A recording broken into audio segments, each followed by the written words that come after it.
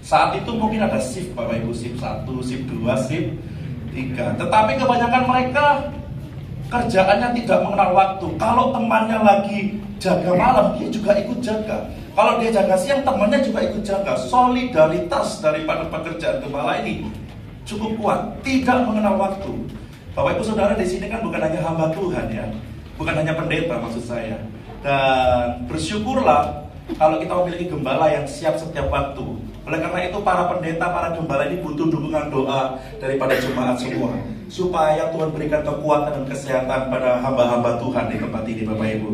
Oleh karena itu memang pekerjaannya, tugasnya seperti itu, tidak mengenal waktu, bahkan ke zaman dulu jauh daripada rumah. Yang ketiga, tugas tanggung jawab pekerjaan dari seorang gembala ini memerlukan tuntutan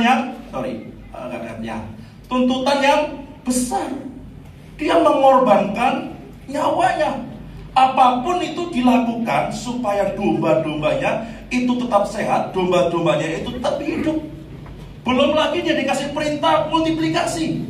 Gimana caramu mengembangbiakkan? Wah, gembala ini Bapak Ibu, pergeserannya ini jauh banget. Yang awalnya mulia, orang dipandang jadi gembala, wah dia punya uang, dia punya jabatan, dia punya anak buah banyak seperti Abraham. Tapi setelah tahun-tahun berlalu, mulai Israel memiliki istana, Israel memiliki bait suci, seorang gembala ini tidak lagi dipandang mulia. Gembala domba, kalau diklik lagi Bapak Ibu, kadang dipandang sebagai sebuah profesi buangan, di mana seorang tidak dianggap cukup kompeten di satu bidang yang penting. Salah satu contohnya adalah Daud.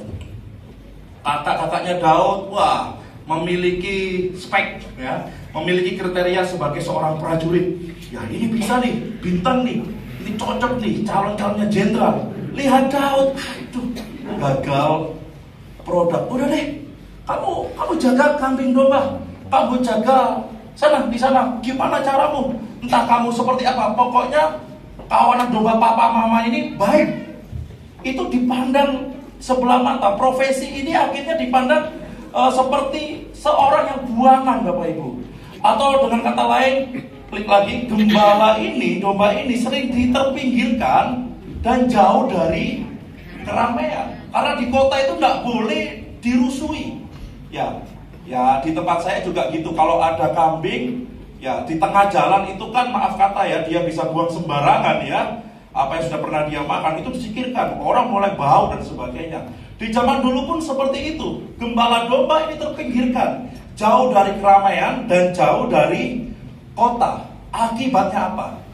Akibatnya gembala domba hampir tidak pernah bisa datang ke bait suci.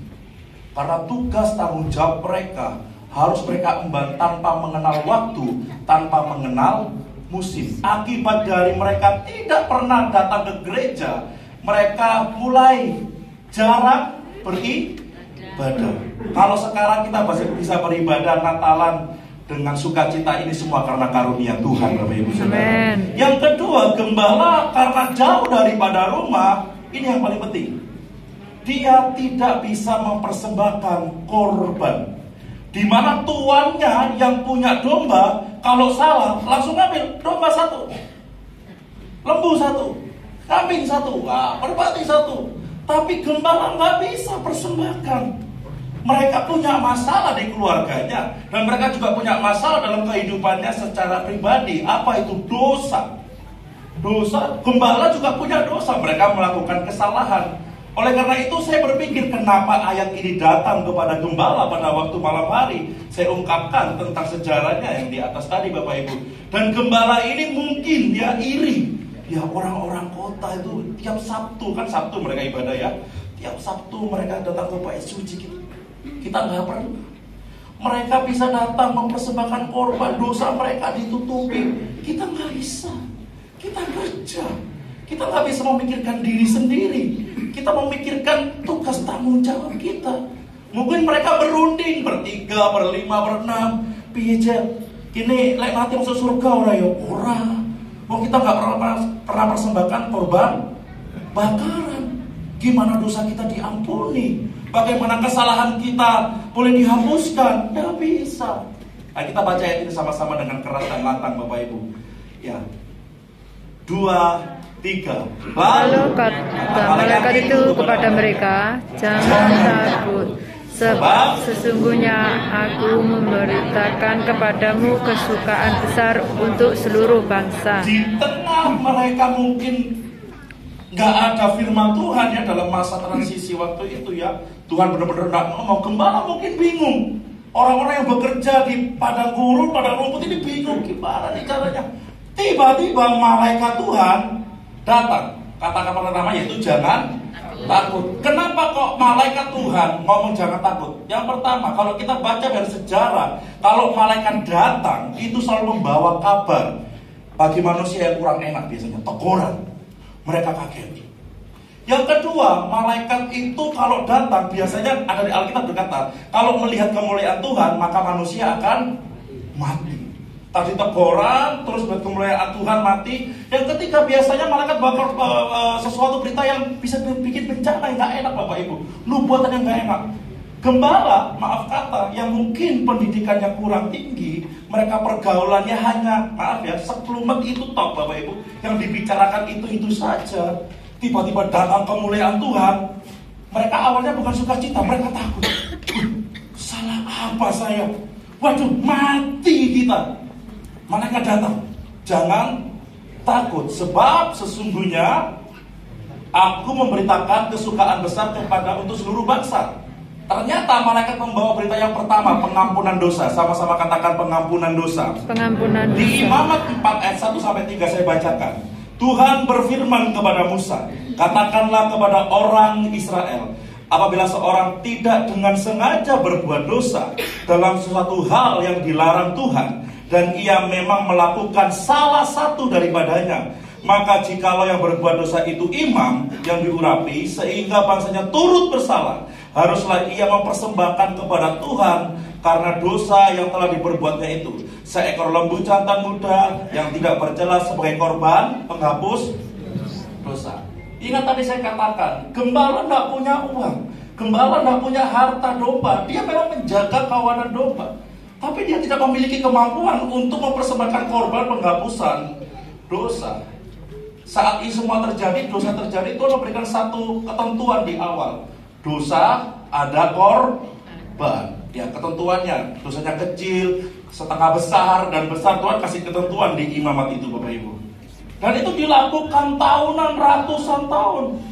Kalau orang punya, masih oke. Saya punya dosa, saya bisa tebus dengan persembahkan. Tapi orang yang nggak punya, tidak memiliki kemampuan finansial, mereka mulai mikir gimana nih. Apalagi 300-an tahun Tuhan nggak berbicara apa-apa, Tuhan nggak bernubuat apa-apa lewat nabi, lewat imam, semuanya nggak bernubuat Bapak Ibu. Dan mereka mikir dosa kita makin hari makin banyak, bagaimana caranya? Dan mereka didatangi oleh malaikat, jangan takut. Berita yang pertama adalah malaikat membawa berita pengampunan dosa. Sama-sama katakan pengampunan dosa. Ya, di Ibrani 10 ayat 3-4 dikatakan seperti ini. Tetapi justru oleh korban-korban itu yang tadi ditentukan di Imamat, setiap tahun orang diperingatkan akan dosanya, sebab tidak mungkin darah lembu jantan atau darah domba jantan menghapus dosa. Ternyata di perjanjian baru, korban dosa, korban persembahan penghapus dosa, itu yang pertama hanya peringatan. Sama-sama katakan peringatan. Peringatan. Saat orang mempersembahkan korban, itu mereka diingatkan, kamu punya dosa, kamu punya dosa, kamu punya salah. Oleh karena itu, korban penghapusan dosa, korban domba yang mereka berikan kepada imam untuk disembelih, sebenarnya bukan menghapus secara penuh. Karena dosa itu bukan hanya kepada tubuh, tetapi kepada jiwa, jiwa dan roh. Ya, karena saat kita melakukan dosa secara daging tubuh, maka jiwa kita akan terpengaruh dan roh kita juga akan terpengaruh. Dan korban-korban yang dilakukan oleh mereka selama imamat ada, itu hanya sebatas tubuh saja. Jiwa rohnya nggak masuk. Ya, jadi mereka yang pertama diingatkan. Yang kedua, tidak bisa menghapus dosa. Itu dalam bahasa lainnya hanya menutupi saja. Kalau kata menutupi itu barangnya ada, apa sudah hilang kira-kira Bapak Ibu? Masih ada. Sesungguhnya dosa yang utama itu pasti ada, tetapi hanya ditutupi saja. Kita baca Yohanes 1 ayat 29. Kita baca sama-sama dengan keras. 2, 3. Pada keesokan harinya Yohanes melihat Yesus datang kepadanya, dan dia berkata, "Lihatlah anak domba Allah yang menghapus dosa dunia." Jangan takut, sebab dosa akan dihapus oleh orang yang akan datang, Yesus Kristus namanya. Amin. Dan kita semua mendengar berita ini sama-sama. Ya, yang pertama, jangan takut karena Tuhan menghapus dosa, ada pengampunan dosa. Yang kedua, ya jangan takut sebab sesungguhnya aku memberitakan kepadamu kesukaan besar untuk seluruh bangsa. Yang kedua adalah hidup yang dipulihkan. Sama-sama katakan hidup yang dipulihkan. Hidup yang dipulihkan. Haleluya, Bapak Saudara. Kita baca ayat ini sama-sama ya. 2, 3. Tetapi syukurlah kepada Allah, dahulu memang kamu hamba dosa, tetapi sekarang kamu dengan segenap hati telah mentaati pengajaran yang telah diteruskan kepadamu.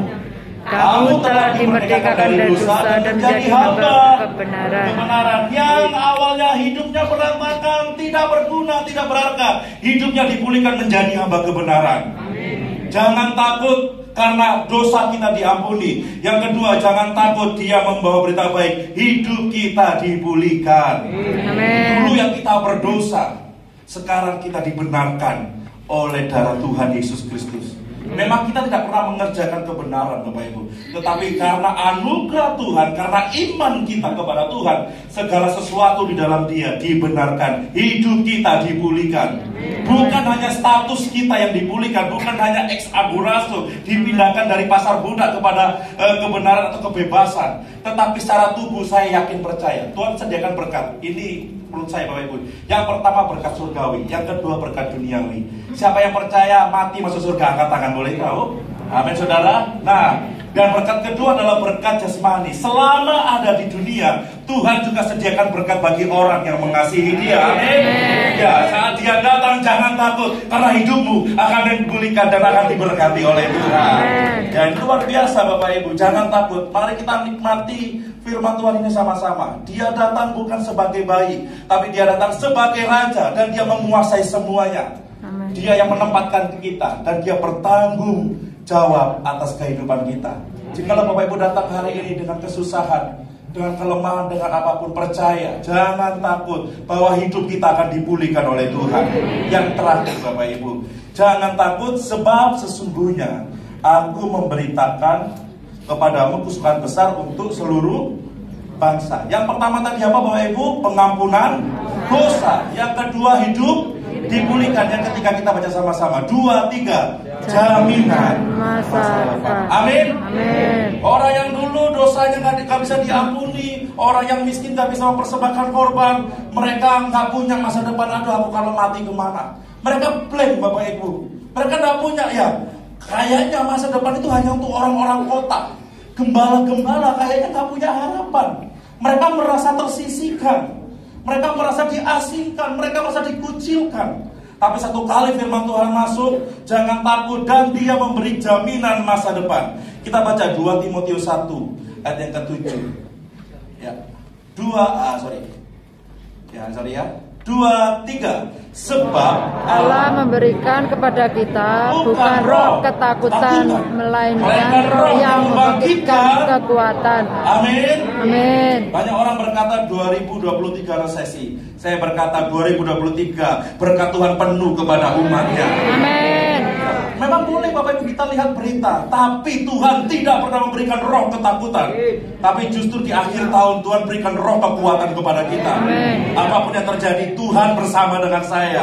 Dia datang ke dunia untuk saya, dan Dia akan menjamin segala masa depan saya. Amin. Yang terakhir kita baca sama-sama. 2, 3. Karena masa depan sungguh ada, dan harapanmu tidak akan hilang. Tidak akan hilang. Dan setiap orang yang berharap dan percaya kepada Tuhan, imani, jangan setengah-setengah. Ada ayat berkata, jikalau kamu memiliki iman sebesar biji sawi. Biji sawi itu bukan masalah besar kecil, bukan masalah ukuran, tapi utuh. Sama-sama katakan utuh. Biji sawi itu meskipun kecil dia utuh. Karena dia tidak bercacat, tidak bercela, dia utuh. Saat dia ditanam, dia bisa tumbuh dan menjadi besar. Kalau iman kita walau kecil, tapi utuh, percaya kita kuat kepada Tuhan, bahwa dia datang untuk memberkati kehidupan kita, untuk memulihkan kehidupan kita, menjamin masa depan kita, maka berkat itu akan dinyatakan kepada kita semua. Ini berita sukacita kepada kita semua, Bapak Ibu. Jangan takut menghadapi tahun-tahun ke depan. Bersama Tuhan, bersama dengan Allah kita, tidak ada yang mustahil. Beberapa hari ini saya sama istri diajar oleh Tuhan bagaimana caranya berharap kepada Tuhan. Meskipun kami masih muda, Bapak Ibu, tapi kami memiliki beberapa sedikit usaha. Dan itu seperti roller coaster ya, di tengah pandemi ya. Jemaat juga seperti itu, yang hamba Tuhan mengalami semuanya ya. Jadi kami mengalami apa yang orang lain alami. Dan saya yakin percaya, setiap kali kami mengalami seperti itu, Tuhan itu menuntun hati kita semua untuk lebih percaya, dan bahasa Jawa itu gandol gusti lebih lagi. Ya, jadi kalau kita dikasih penuh, kita akan lupa sama Tuhan. Kalau kita dikasih banyak ya, kita akan lupa bersyukur. Tapi kalau kita dikasih pelan, setiap hari kita mencari Dia, Tuhan tolong, dan Tuhan tidak pernah terlambat menolong kita semua. Amin, Bapak Saudara. Mari kita akhiri ibadah hari ini dengan bangkit berdiri. Kita pujikan satu lagu.